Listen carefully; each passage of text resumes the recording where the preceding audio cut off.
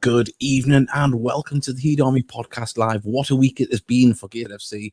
Beaten on Sundays, beaten on Saturday and lost top spot. Win on Tuesday against local rivals and go back top. It's been a roller coaster ride. Fantastic result though on Tuesday. We'll be talking a lot about that tonight. But welcome to the Heat Army Podcast. As I say, fully interactive. You can send us messages like Mason Ford has done on whatever platform you're watching, whether on Facebook or on YouTube. So do that. Send in your messages. We'd love to hear from you. What a lineup we've got today. We've got Paul Dixon and also we've got Mark Crovers as well joining us to have a quick chat. We'll bring them in very quickly. But Mickey, what a night on Tuesday night. Oh yes. Nice. No one nearest and dearest. I tell you what, I was pleased with the fact that when they were coming off after they'd done the warm-ups and they were going on the pitch, JJ got a great reception, and so did Robbie Dale for what he'd done up there now. I'm really pleased at that. Definitely was. As we mentioned it in commentary, me and Mark are saying that was the only time you'll see Robbie Dale getting a round of applause at the Tiny Weir stand. Of course, we've been on the end of some of his goals in the past, and always a hard one to take. Right, fully interactive. Just before we start, please like and subscribe. The subscriptions are going right up on YouTube. It really helps us spread the word. And also, you can see, I'll press a button now, which will go out on Twitter, and we'll get more people to come and join us, and we'll share the show and get more people, because there's about 1,000 people average at a home game now in the Tiny Weir stand. And we're reaching about 400 to 500 a week views, but we'd love to get all of them, get them all in here. It's the only 100% gated show for the fans, by the fans, and that's what we want you talking. It's all your messages and everything that made this show go. Right, we're going to bring Mark Crovers in and Paul Dixon just after we play a message for our sponsors.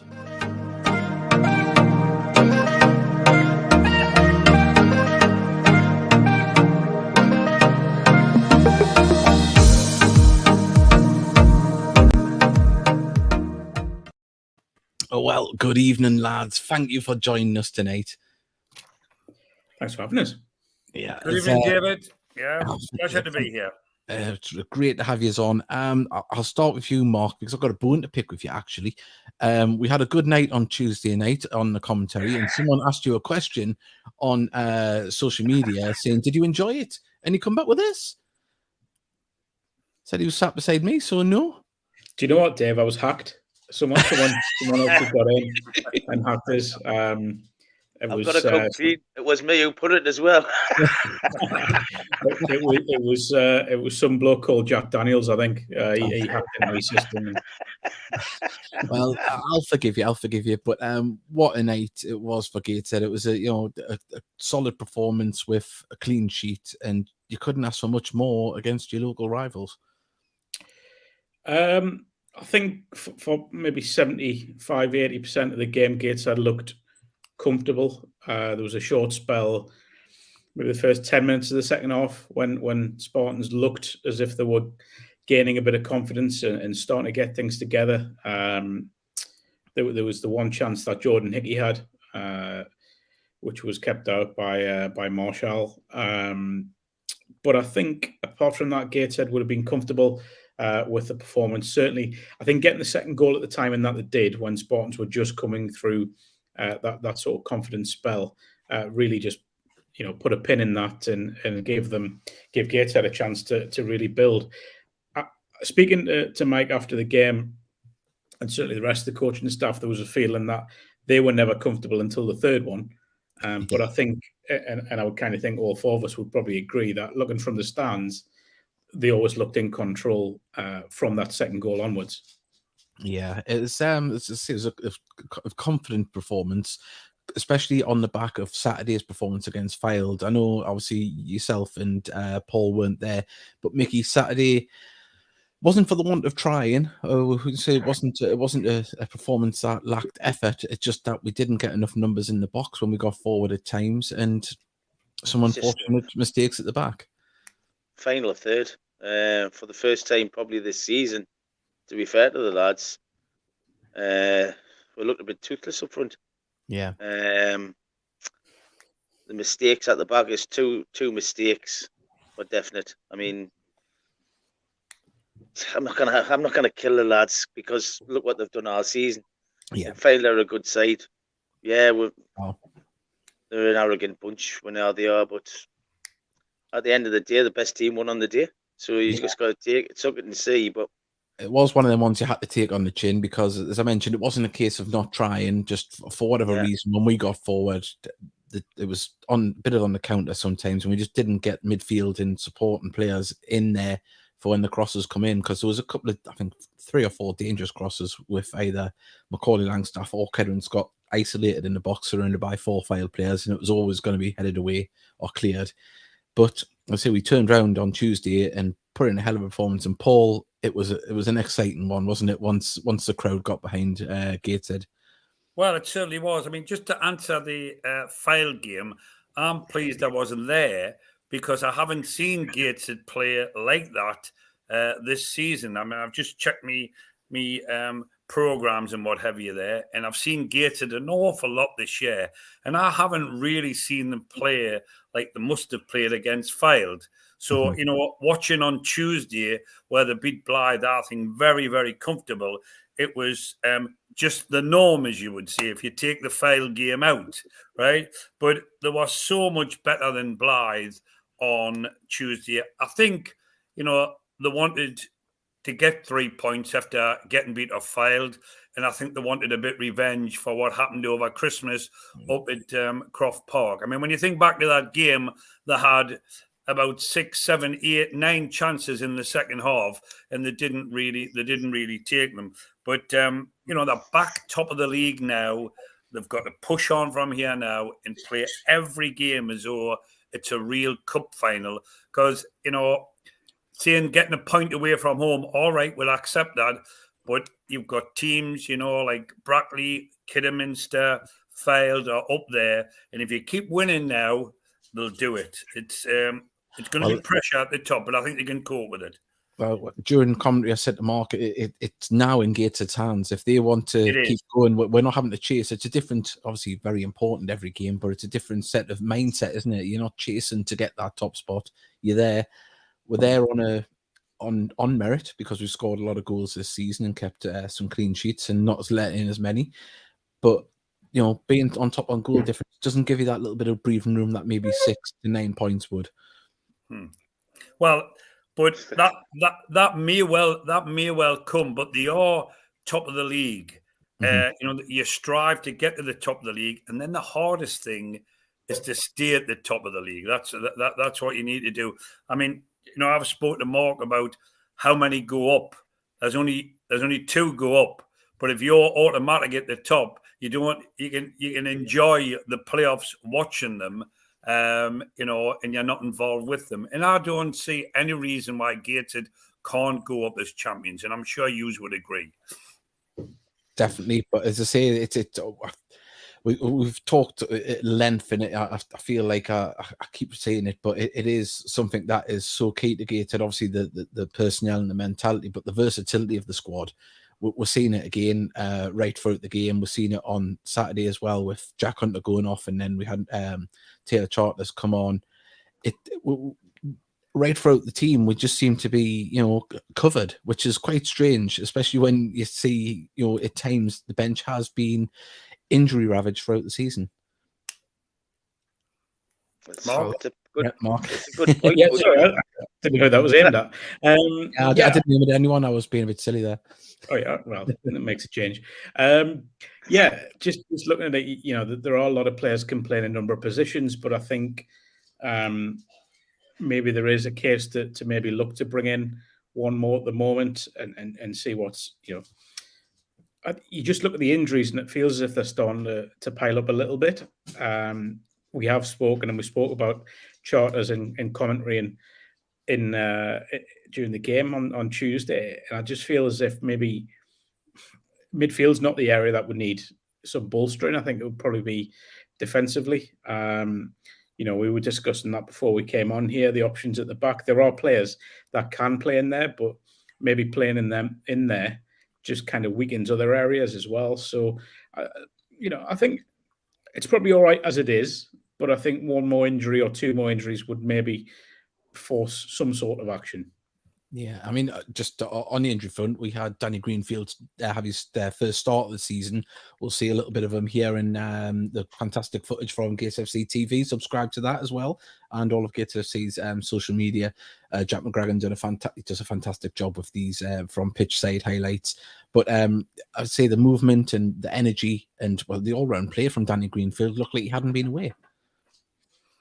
I thought he was excellent. I really did. I thought everything he did on the ball, his movement, as you say, his passing, his selections that he was making, the way he brought people into the game, his maturity as well. I think he's matured a lot over the last couple of years. When you look at, it's not so long ago that he was going out on loan at Matlock, and he seemed to come back from there just maybe with a little bit of a different attitude, and really he's established himself in the first team squad now. And he was unlucky not to get a deal at Sunderland by all accounts. And I just think he's a real player that could go on to feature for Gateshead as long as they want him, or as long as they can keep hold of him.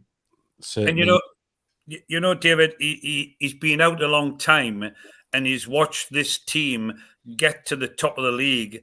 He'll be sitting there saying, well, if I hadn't been injured, I would have been part of this, and I want to be part of it, and I want to be playing my part from now until the end of the season, because he's missed a lot of football, hasn't he? Well, he showed a lot of mental strength to come in, because as you mentioned, Dan Ward has stepped up into the central midfield role this season and been absolutely fantastic. You've had Owen Bailey come into the club as well, who he didn't play with last season. And, these players have stepped up, scored goals and done fantastic in defensive duties as well. And he's been sitting there injured, as you say, but he hasn't let it get to him. He hasn't sulked on it. He's worked hard, and you can see the fruits of his labour on Tuesday night. Dave, are we able to come in from injury when the team's winning, and if you were at the bottom of the league, yeah, you had the luxury there. It is a little bit easier coming into a winning side, but you still got to take your hat off to the young lad as well. Remember, he's still young, and he's living away from home. He's up here. I'm 40. Yeah, Mark, sorry, we'll cut you off there. I was just going to say, is there a way of getting back to the first goal? Because I just want to make a point about the first goal. There is 1 second. I'll remove that and I'll add another one in. Now, just looking at the goal, there was a bit of discussion on the Facebook page, wasn't there, last week about a certain player, about Adam Campbell, about what he brings to the team. Now, Adam played quite deep on Tuesday night.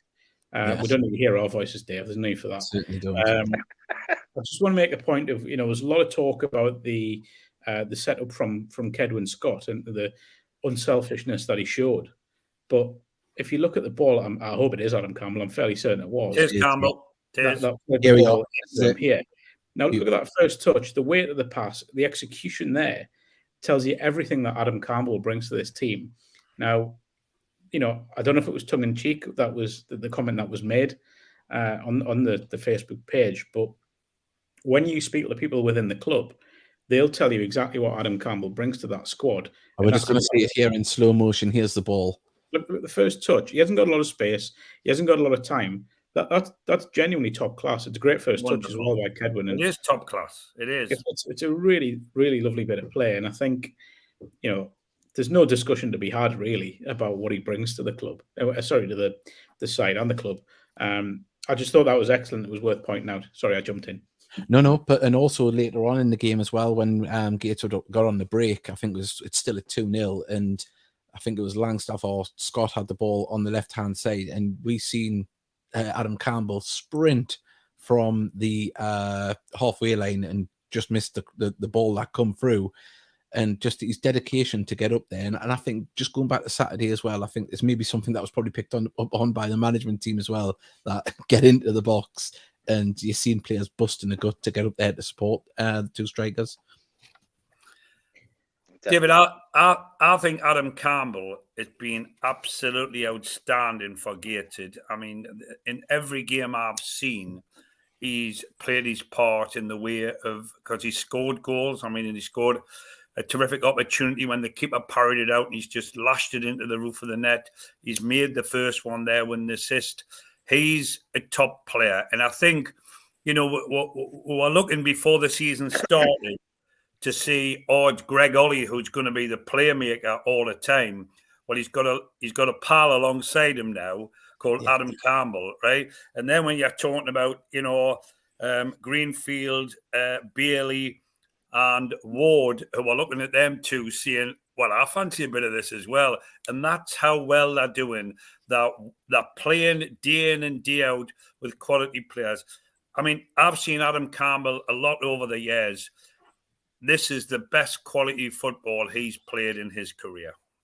I mean, Mickey, when we've seen him come on loan from Newcastle United, he was played as like the Kevin Phillips type of role where he had to run onto the ball. And I was expecting that again when he come back to the club. I wasn't expecting him to be the playmaker and linking up and breaking up play as well, dropping deep. He even comes back towards the back four to pick up the ball to get things moving as well. He's not afraid to get involved doing the dirty work either. No, he's not. But since he was a young boy when we had him, he was still relatively young. Yeah, he's been away at different clubs, and he's got that experience. He's had a good couple of seasons with Darlington, and we've got him. And obviously, he wants to play this type of football. He said it when he joined. So he's. I mean, confidence is massive in the football. Also, as well, as you mentioned, confidence is big. It'll be a big major boost to him that he got back into full-time football, because he said to us he thought that was it. He thought he was done. He thought he had his time. He had dropped down from Notts County to Darlington, and obviously was concentrating on working as well as playing. And this opportunity's come up, and you can't say he's done anything but grasp it with both hands. Certainly has. I mean, this goal, I love that. Yeah, it's nice to see. That's what good strikers do. Yep, it's great stuff. My book, anyway. Yeah. You would a striker. I would have enjoyed that one. Yes, I really would. Yeah, and so did he. Too far out for you, though, wasn't it, Digger? No. Be careful. But I tell you what is exciting and good for Gateshead is that the mixture of goals. I mean, we talk about the front three, including Blackett, but like Adam Campbell. I mean, we've seen Ward score, we've seen Greenfield, we've seen Bailey. And we've seen Greg Ollie. I mean, there was at times over the last couple of years where Gateshead have been relying on Greg Ollie. I mean, I rate him unbelievable. What a player. But he's surrounded by a lot more good players now, and they're really clicking. They really are.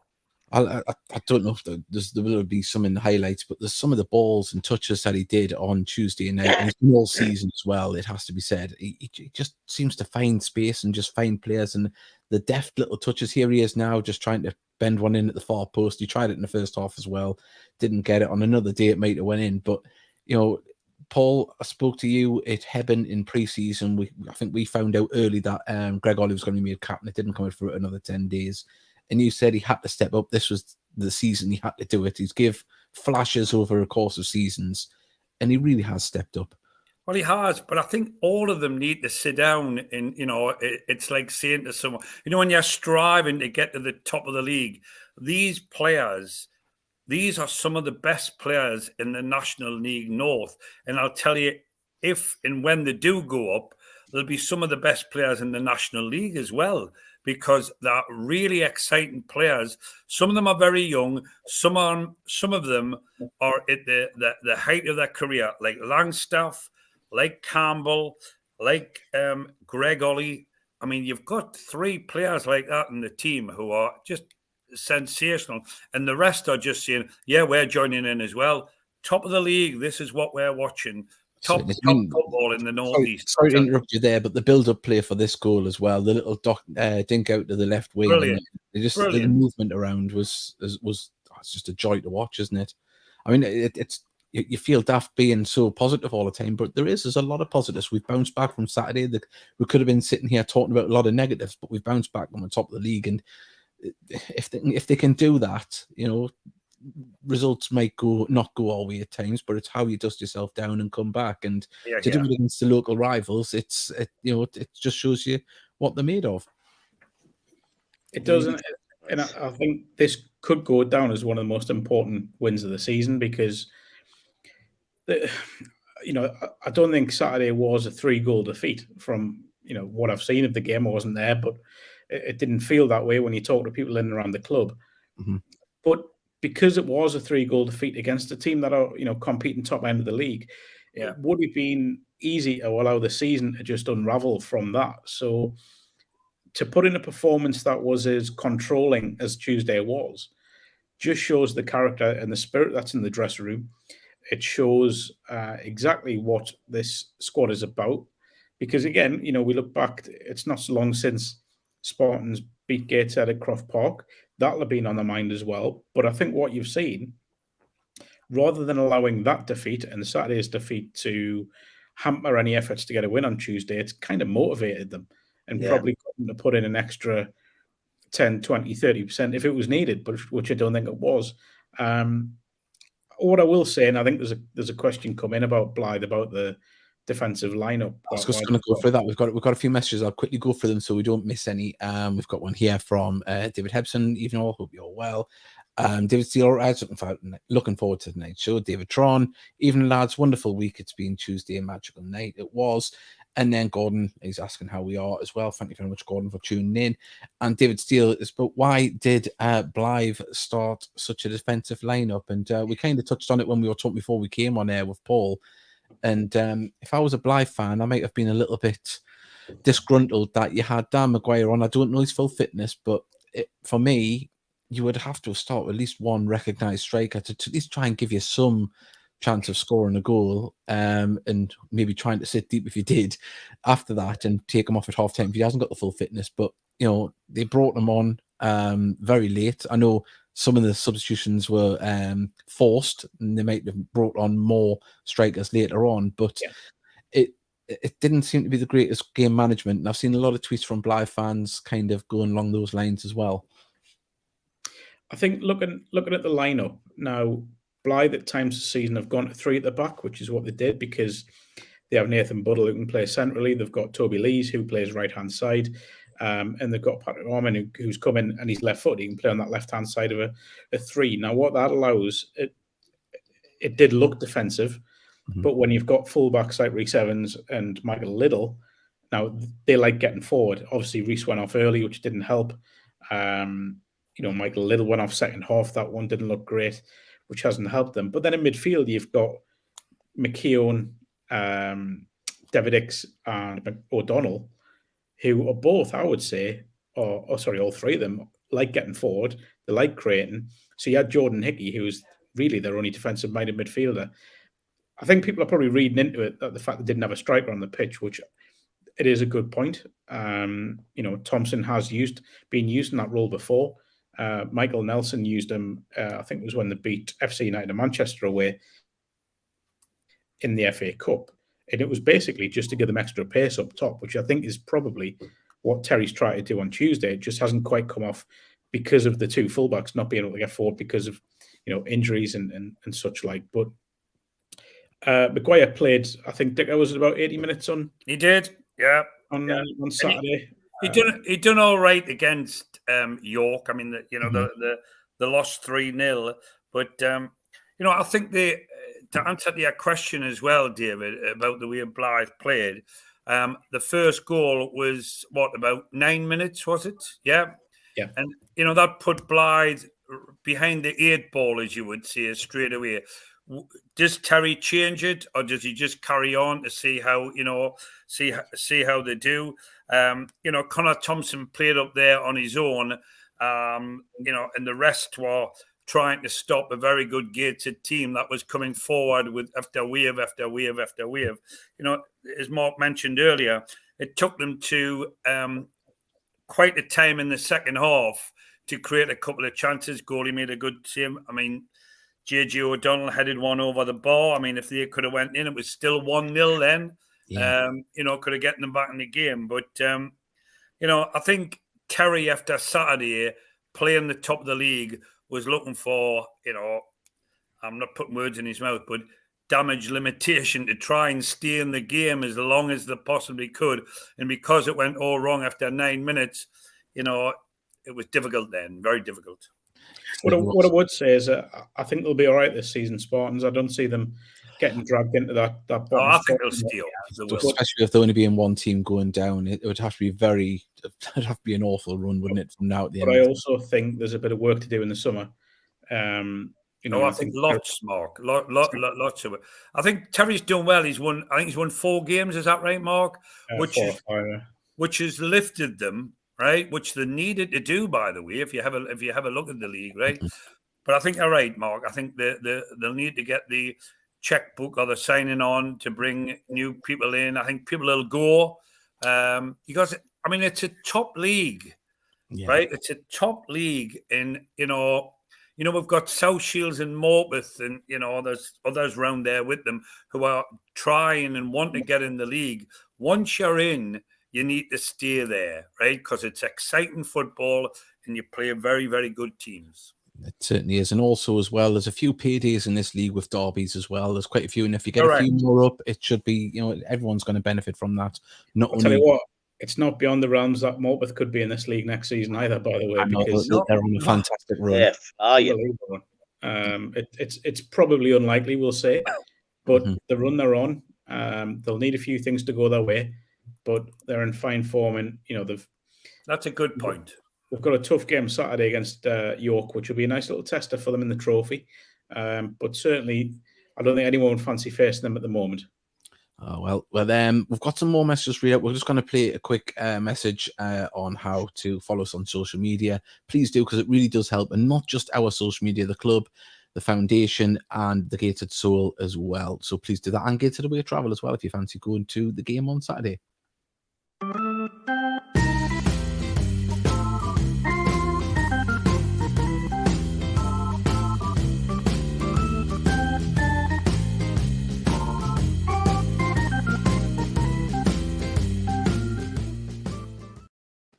And note to self, take the ticker off the bottom so people can see the addresses of the ones on the bottom.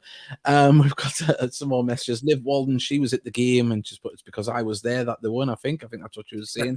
But we're really glad that you come, because she's been listening to the commentaries and interacting with the podcast, which is absolutely fantastic. And we hope you enjoy it and come back to more games, because we do enjoy doing a commentary, but it's better to be at the game if you can. That's where, if you enjoy the commentary, great. If you can't make it, if you're ill or whatever, or live abroad or on holiday, but being in that time and we stand, especially with games like that on Tuesday night, that is where you need to be.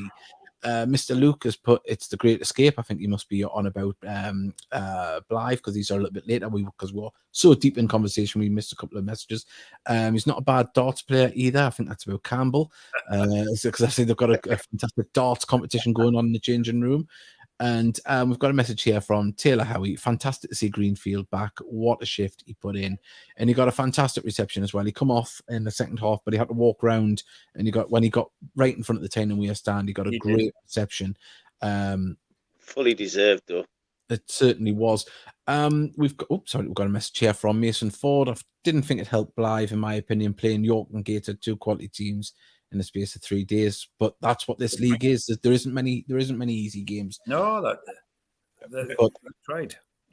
Just before we go a little bit further on, obviously there's been a couple of things happening at Gateshead National Stadium. One with some youngsters running on the pitch on Saturday, and do believe there was, I heard it. I was setting up things for the commentary, that there was an announcement about running on the pitch and controlling your children, or anyone that does try and run out there or interfere with anything, you will be banned.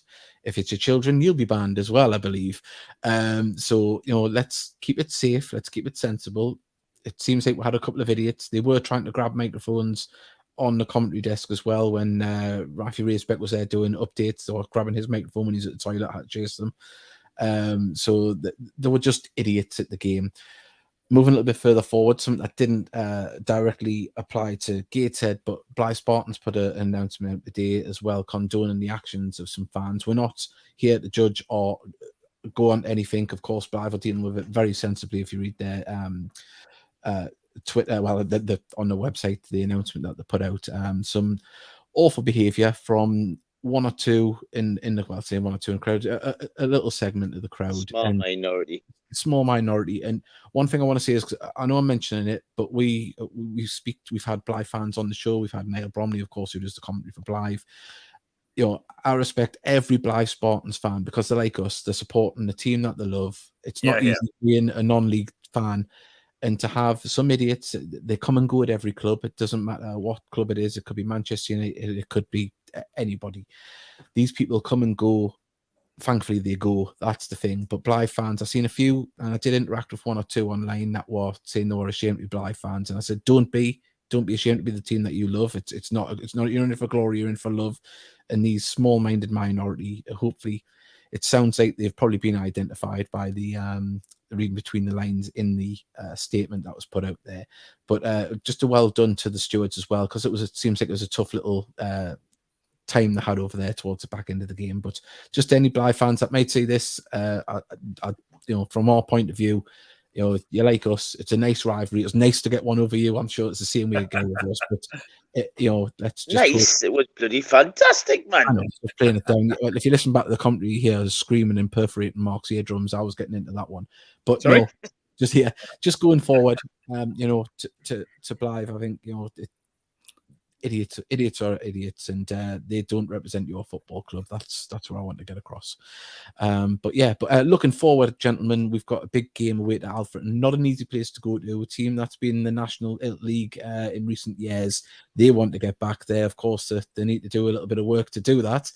But a tough place to go nonetheless. And I'll start with Mark.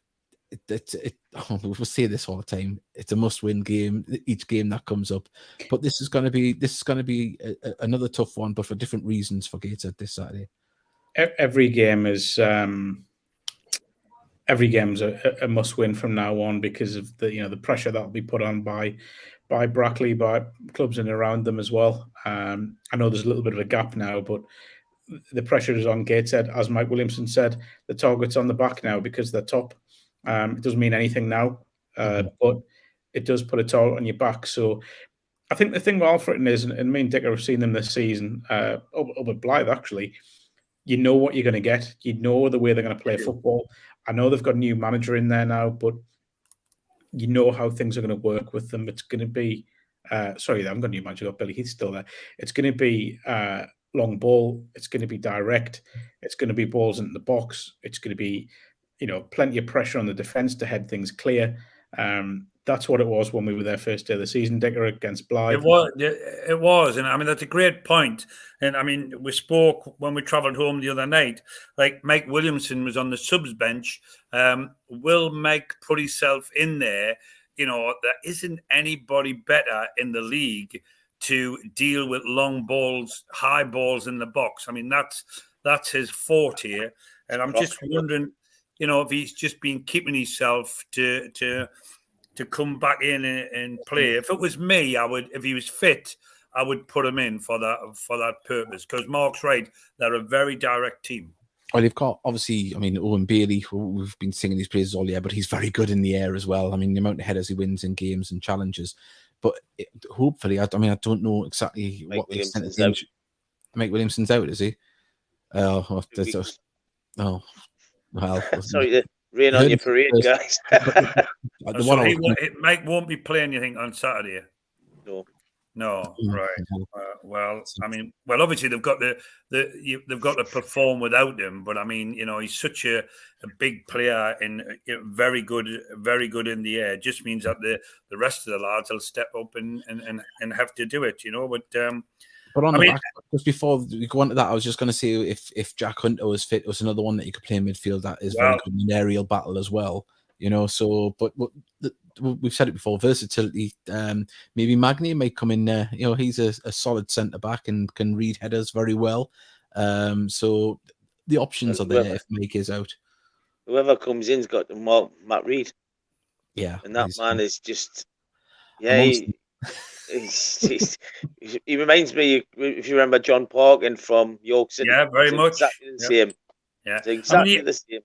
I mean, he isn't mobile, but the ball just seems to be a magnet and goes to him up front there, doesn't he?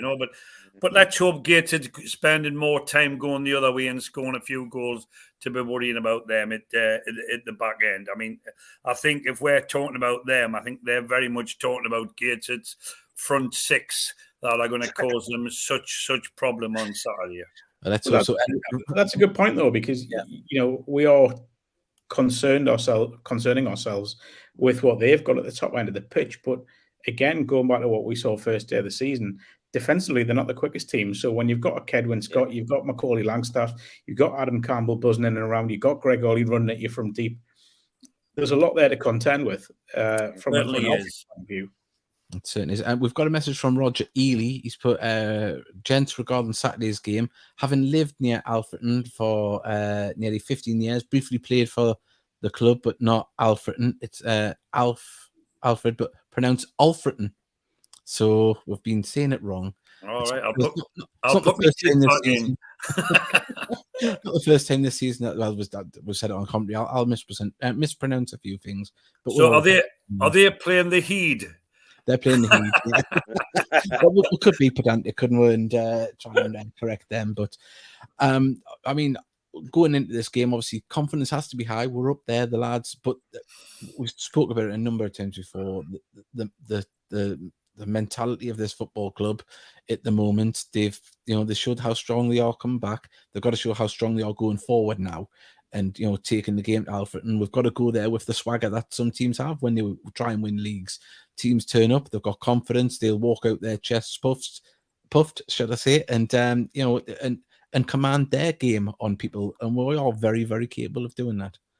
Definitely, I totally agree. I mean, we've got some great wins on the road this season. I mean, latest was it Hereford? That's not a. I mean, the Kidderminster went there and got beat 2-0 on the Tuesday after. So we're more than capable of doing it. I tell you what has really surprised me is how many wins we've actually got. We've got very few draws. We either lose or win. When you work that out, if you take the odd draw, a couple of draws, you think, oh, you're stretching an unbeaten run. Mm-hmm. Is it maybe better to lose one and win the next one?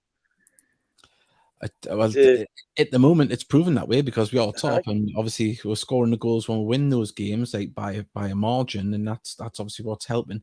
We've got a message here. It's canny big keeper we have now for those balls into the box. Haven't seen many put in to test him yet, but I'm hopeful. Yeah, that's a good point. That's a good point. That you're right. He's a big unit, isn't he? When you're that size and you jump another 1.5 foot, you're nearly up in the sky, aren't you? So he should be able to take all them balls, really. If we go back to Saturday, obviously his debut, he let in 3 goals. The third goal was an absolute peach. Keeper who had no chance in the world. The first goal was well worked into the box. Gates' defense maybe could have closed down a little bit more, and the ball was passing the box and slotted past him. No keeper in the world is really going to have much chance when they're in that situation. The other one was, defensive slip and another shot from outside the box. Of course, keepers would hope to think they get there, but it was a beautiful finish. You can't really criticize the keeper too much. But we talked about that save that he made in the second half against Blyth. He wasn't called upon. He was still mentally strong and into the game. He was watching everything, and through a crowd of people, I mean, Hickey struck that ball sweetly. I mean, it was quite central in the box, in the goal, but he still had to get that clear. It was a good stop. It was. We're seeing him in action, and he performed. But can I just add that the games that I've seen Gateshead at home, and 90% of them have been that. But that night, I seen them at Altrincham in the cup. By what a team they looked that night, and I would say it here, maybe it's the York game and the Brackley game was up to the level of that night they played at Altrincham, because it wasn't easy to go down there, lads, was it really? And they had a fantastic result. Were you there, Mickey? Oh yes. Yeah. How well did they play that night? They were superb. Oh, brilliant. Yeah. It was a shock when Altrincham actually got the goal. Yeah, it was. Yeah, but they just picked themselves up and away they went. And I think that night, looking at Gateshead, I said, these are a bit special team, because they were a long way from home. There was very few crowd there, and they just set out and played wonderful football. They really did, Well, played off the park at times. They did. Roger Ely, I think he's put, they haven't scored in their last 2 games. Let's hope that they can make it 3. So Roger Eady's keeping us up with some facts there. So let's hope that's the case, that we can keep them away and not let them create as many chances. David Tron, he's put the link-up play between Ollie, Scott and Campbell, and Ollie, Scott, Ollie, I'll get there in the end. Ollie, Campbell, Scott and Macca is fantastic. We looked like we could have scored more on Tuesday if it wasn't for Blythe's keeper. Yeah, I'd like to give a special mention to Mitchell as well. He was off his line absolutely like greased lightning a He's number a good of keeper. times. Yeah. And He's a very good keeper. but going back to the statement there, the front three, we've seen the goals, the link-up play. We mentioned about Campbell and Scott, obviously being heavily involved in the goals. Langstaff with a good finish. And just the build-up play is nice. We are seeing 1 or 2 times when they are selfish, and that's what strikers should be when they've got an opportunity and they think they can put it in the back of the net, especially when you're winning games. Why not go for it? But sometimes they like to put it on a plate for each other, and it's lovely to see, because that's what wins games. If you're gonna, it's the team's more important than putting one in from a tight angle. I think what I like about them as a three, and we shouldn't forget Paul Blackett as well, by the way. He's possibly the only. Not at all. Paul's probably the only one of our classes now out number 9. But the other three can, if something's not working, so if Langstaff is the 9 and Kedwin and Campbell are playing off him and it's not quite working, it's easy to rotate that and cause a new problem. So Kedwin might go into the number 9 and Langstaff will come out wide, or Campbell will go and play furthest forward. It's so versatile, and they can manage the game in that way. If a defence are comfortably looking after Langstaff, and let's be honest, there aren't many who've done that this season. No, then just switch it, and Kedwin Scott goes up front. Or it's. I think that's the strength of this quartet, if you want to include Blackett. And when you take one of them off and you bring Blackett on, very little change. They're still bombarding the goal, aren't they? If we go back to the Charlton game, when Paul Blackett come on, he looked like it was like for like with Langstaff and pace. Well, he's sensational with his pace, and he can score goals. He wants to score goals as well, And he can hold up the ball as well for a small player. When it's passed to his feet, he can hold off a 6-foot defender behind him. He's like a Jack Russell. You kind of get him over. He'll guard that ball of his life and then distribute it. But it just shows you, the weapons we've got in our arsenal up front. They're all different. They all bring the different skills to it, but it just all works together. I'd be interested to know how many starts Paul's made compared to how many goals he's got. Good point. Because it feels to me like every time he started, or maybe not every time, but a lot of times when he started, he scored. I bet he's goals to games records. Very impressive. I think goals to minutes, he is the top one in the league. Paul Blackett. Michael Scully, for me, Campbell has been our best player over the last 2 months. He makes some great runs, which don't all result in him receiving the ball, but his work rate is immense. And we mentioned that. I would agree with that. In the second half, he was just yeah. Do you know one thing we haven't mentioned is the other game at the top end of the league on Saturday, which is Brackley are at home to Fylde. They certainly are. Someone has to drop points there. Something's got to give. Something's got to give, haven't they? If Gateshead can go to Alfred, we win. Well, do you know what? If Gateshead go to Alfred and get something, and hopefully get a win, you probably rather that Fylde went to Brackley and won, and then it gives Gateshead a nice little buffer at the top of the league. That's a good point. Good point. The game in hand, possibly. Am I right? Yeah, I think there's a few other teams that are still going to play each other in and amongst there. And of course, we've got 1 or 2 to play as well. But as you mentioned, it's a perfect opportunity to get a buffer. And I think if the teams that have got games in hand, and us, even if they win them, they're still not, they can't overtake us, which is a big plus to have. But that buffer would be just that extra icing on the cake as we stand at the moment. And we've got another message here. This one is from Sam Pellington. Thank you very much for joining us. Great response from Saturday's setback on Tuesday. Hopefully we can get a good result down at Alfreton. Yeah, definitely. Just while we're on, I want to just interrupt because it is my wife's birthday today. It's her 40th birthday and I'm doing a podcast. Happy birthday. Yeah, so she's next door and she was hanging this morning. We went to York yesterday for a day out. Lovely day. But my wife decided she knits. If anyone knows, she's a big knitter, and she was quite tipsy. And she went to our knit and natter group after we got back and didn't get in from a knitting natter group till past 12. I didn't think knitting ladies could drink as much. That's a lot of knitting, isn't it? Was that a lot of knitting or a lot of drinking? Well, yeah, when you said she was hanging, I thought she'd made a noose. She knitted it. I wish she had one this morning when she was shouting for Huey down the toilet. Right, well, we've got 15 minutes remaining. Gentlemen, if you're happy to stay with us, you're more than welcome. It's been fantastic having you on. We're just going to play one more advert on. We'll just give a little big out to our captain, Greg Ollie.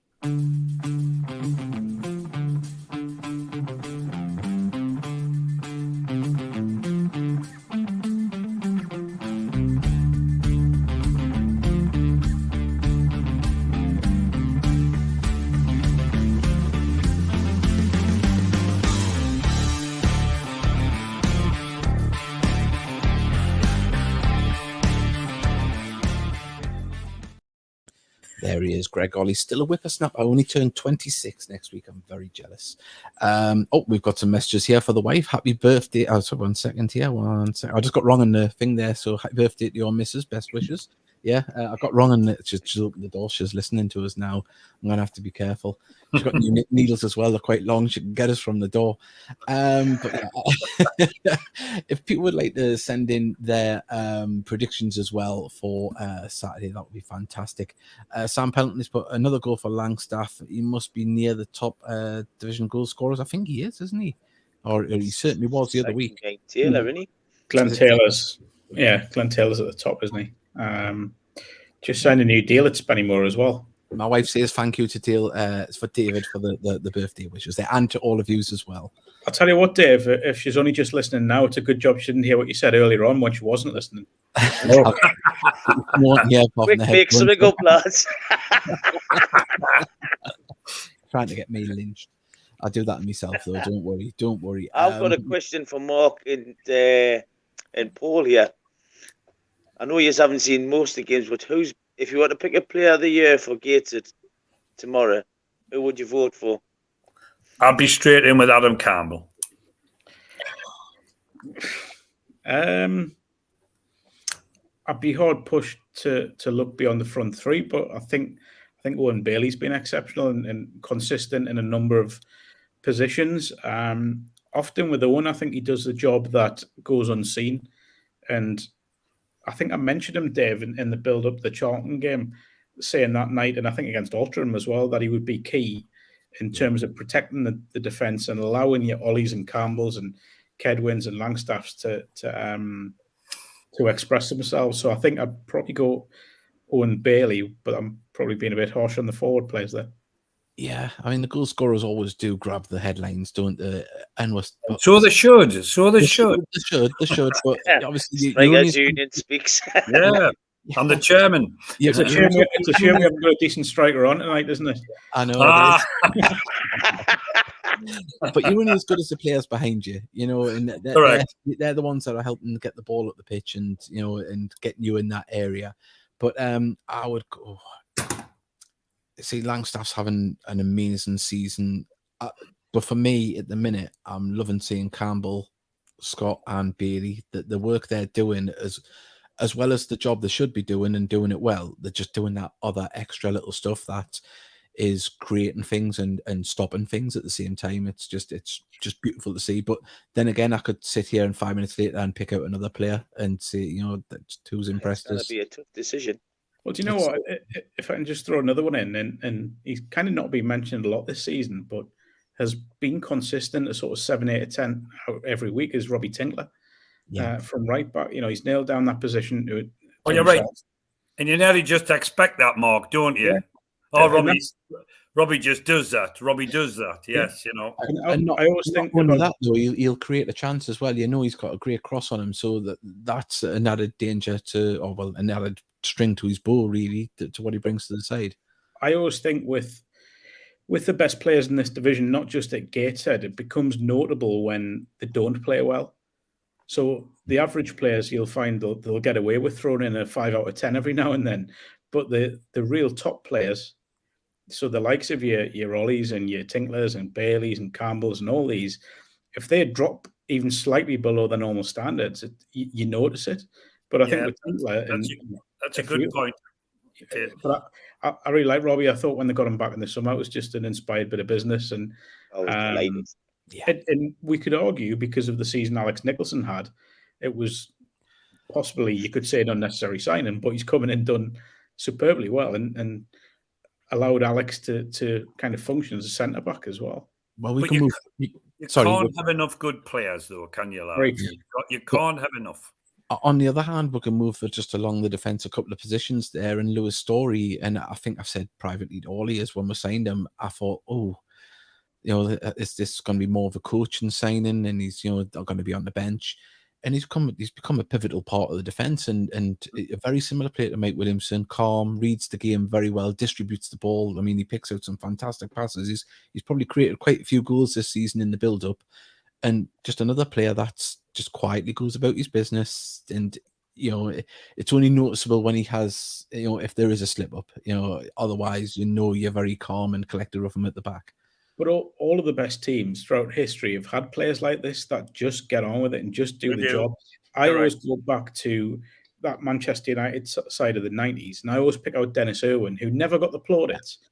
But if you speak, when Alex Ferguson's ever speaking about that team, he always picks out Dennis Irwin and says he's the one that put in the 7 or 8 out of 10 every week.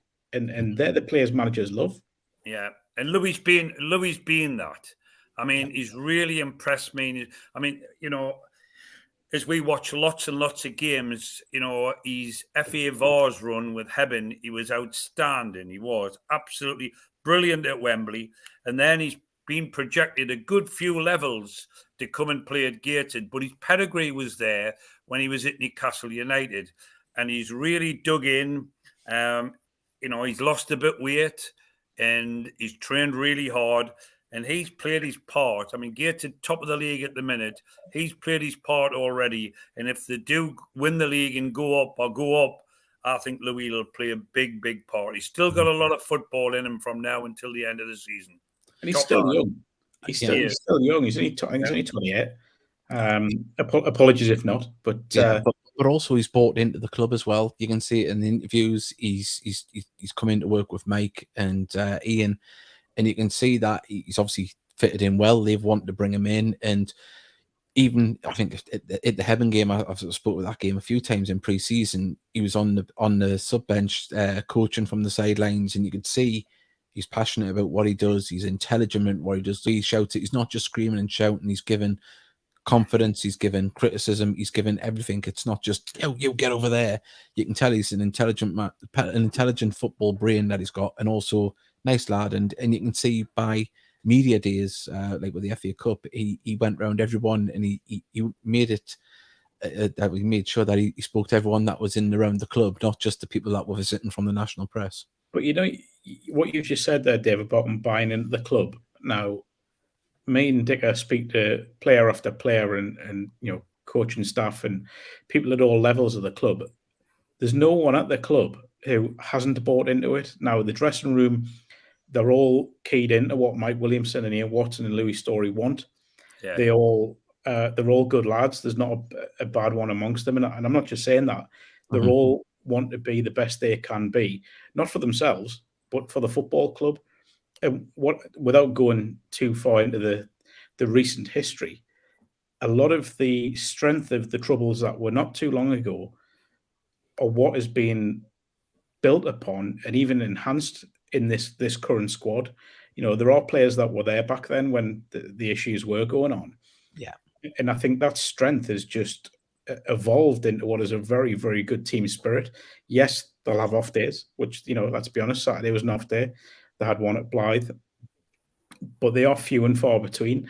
And the spirit and the togetherness that's in that dressing room will take them very, very close to the league title this season, if not winning it. Yeah, and we've got a few messages here. Taylor Howie has put player of the year, more like squad of the year. Don't think we've had any underperformers. It's a tough one. Whoever wins it this year will be very deserving of it. But the whole squad, hopefully, we're aiming for the top. The team's aiming for the top, and if we can get there, they'll all be player of the season in my eyes. We've got Oi Mick from Kieran James, one there for Mickey. Another player that we haven't really talked about, we mentioned him briefly. Dan Ward has been a big miss since his injury. He's grown into an important player, going well, gelling well with Bailey, and that was I think I said it a few times on the show. We spoke to him in pre-season on the podcast. He said that we asked him where he seen himself playing this year. He said centre mid. To me, I thought, I don't know. We had a lot of centre mids in there before. Obviously, Danny Greenfield got injured. And I thought, maybe he might not be as pivotal of a player as he has, but he's worked hard. I think he admitted himself he came in late last year. He missed pre-season. He had to sign on transfer deadline day for international transfer because he was playing in Ireland.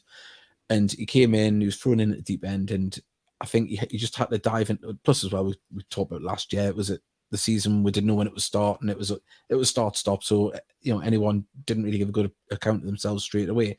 But he's another one that's brought into the team, and you can see he works very hard at it, and he wanted to play a centre mid, and he's had a point to prove, and he's done that because he wanted to come back to play closer to home, and he's done that, and he's made himself he's a top player, right? I've seen him in Altrincham, and he more or less ran the show there in midfield. Absolutely brilliant, right? And then unfortunately, he got injured. I mean, the quality of the midfield players, man, is unbelievable. I mean, we've just sung the praises of all the lads up front, but you've got about 7 or 8 midfield players, and you take a few out and put them in.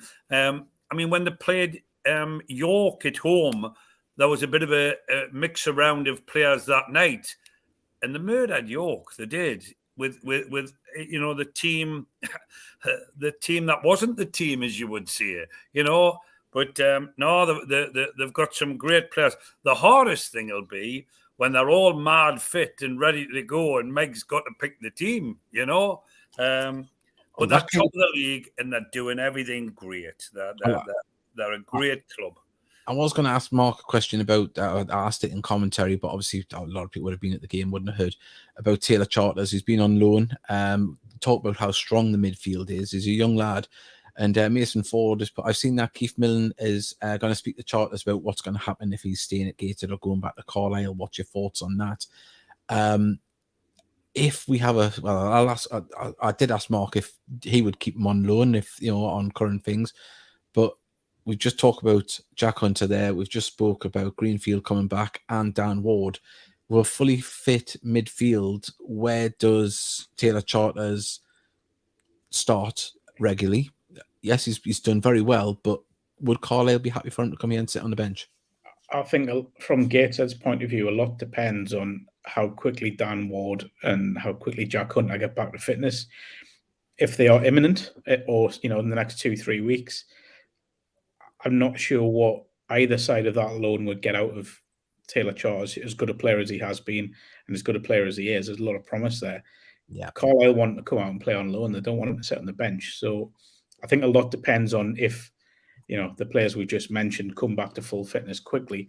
If not, then he's worth keeping around. But I just think the purpose of a loan spell is to get fitness and to get game experience. And if he's not getting that, then there's a decision to be made.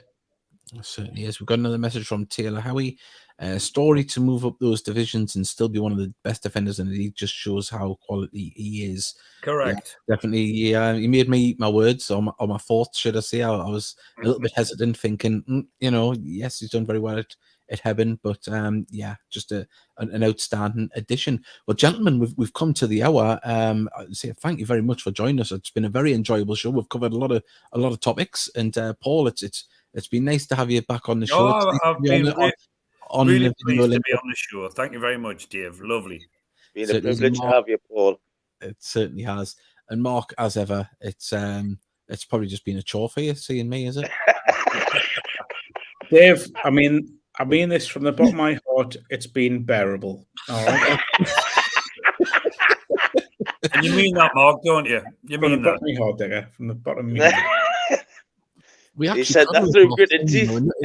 He goes on like this, but we cuddle at half time to keep warm. Mickey, it's always a pleasure. Thank you very much. And thank you to everyone that has watched and joined and interacted tonight. Remember, please do share the podcast. We'll give advertisements for next week's show and what guests we can get lined up. Say, as ever, follow all the social media at Gateshead, share it. Doesn't matter what it's about. Let's reach as many people as we can in Tyneside and around the world, because we know last week we had Dean Seaver on from Atlanta, Georgia, Gateshead fan out there. So we want to find if there's any more hidden gems of Gateshead fans around the world that we can talk to. Get in touch. And also, just before we go, visit heedarmy.com, our new website as well. Oops, I've pressed the wrong button there. Now we'll bring it up. There it is, heedarmy.com. There'll be advertisements for the show and commentaries on there. And hopefully we're going to start doing a couple of little articles and things like that. Nothing too controversial. We don't want to get banned by the club. But on that note, gentlemen, thank you very much. It's been an absolute pleasure. And we'll see you next week. Bye. Take Good care. night.